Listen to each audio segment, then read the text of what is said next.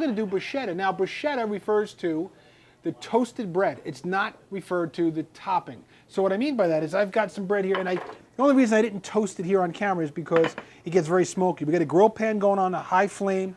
We put a little olive oil, a little salt and pepper, and we throw this right on top of. Now, we're going to top it today with, well, let's see. We'll start with some red onion.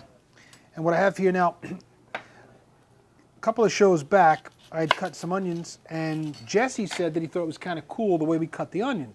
So what I'm going to do is I'm going to show you guys at home. First thing I do is I take an end, either end off. It doesn't matter which one. The reason I do that is I want to have a flat surface, so all my other knife work now can be on a flat surface, which is the most safest way that I could possibly do this. We're going to cut down now through from one end to the other end. So I'm cutting from the root end through the end that I cut off, and I'm going to save the other half of the onion for later. Okay, so at this point now, I've got a large flat surface. Okay, I'm going to peel off, use my knife to peel it off, the outside skin.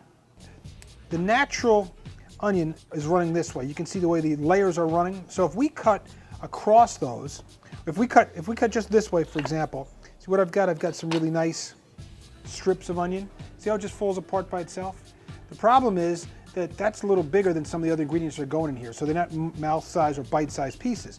So what we want to do is we want to dice this. The easiest way to dice the onion, very carefully, flat surface, I'm going to push my knife through the top. I'm slicing across, from front to back.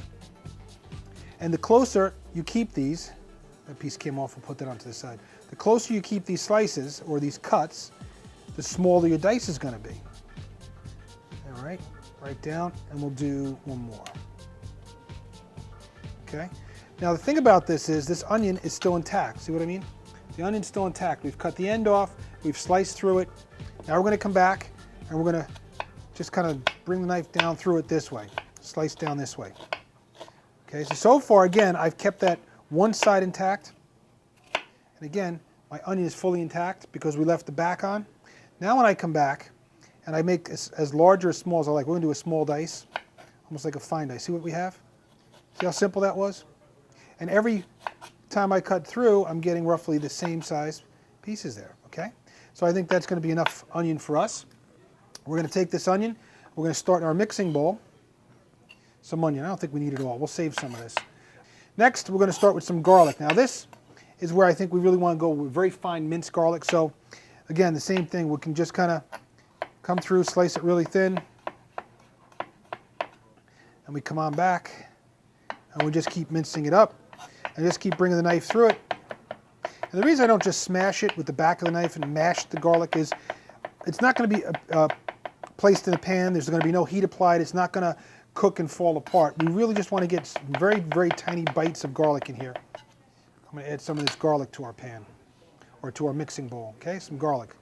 Here we've got some Roma. You can use plum tomatoes, any kind of tomato you like, but find one that has some flavor in it. I'm going to take the ends off, and then I'm going to kind of do the same thing. Let me show you what we're going to do. I'm going to come down through the center. I'm going to cut it into wedges. Okay, now there's a bunch of things you can do. If you like tomatoes, they're really good, they're flavorful, they're in season. You can do a dice. Okay, you come back through, dice them up. That'll work out, but in there you've got the meat of the tomato, you've got some of the seeds. Another way is you can do what's called filetto, fillets of tomato. Just kind of bring the knife along, scoop out the inside, so all you have is the outer shell left, the outside of the skin. See what we have? Whatever you prefer. I'm going to add a little bit of Worcestershire sauce. Worcestershire. How do you spell that, Jess? No idea. W-O-R-Shire sauce. A little bit of red wine vinegar. I've got here now a little bit of balsamic vinegar. Why am I adding both? You know why I'm adding both? Jesse, why am I adding both vinegars? So the pasta float up to the top? So the pasta flows to the top. Good, he's finally waking up. Matt, he's waking up. Jesse's awake, I love it. I've got some chopped green. Look, you got me all discombobulated now, Jess. I got some green olives, and I've got some black olives. Okay, get that going. I've got just a couple ingredients left. Here's our toasted bread. I've got some lemon juice, some olive oil. There we go. I'm going to add a little bit of basil. Rip some basil in. a little bit of parsley. All right, so I've got some lemon, and I just kind of rolled it and squeezed it on the countertop, so we've loosened up a little of the juice. I'm going to put a little bit of the zest in here too. I think anytime you're going to use lemon juice, fresh lemon juice, you really should take advantage of the fact there's a lot of flavor in the oils under the skin here. Squeeze it right through my fingertips in case there's any more seeds in there. Yep, see, we have found another seed. Another seed there. We don't end up with seeds in our tomato bruschetta. At the last possible minute, toast the bread.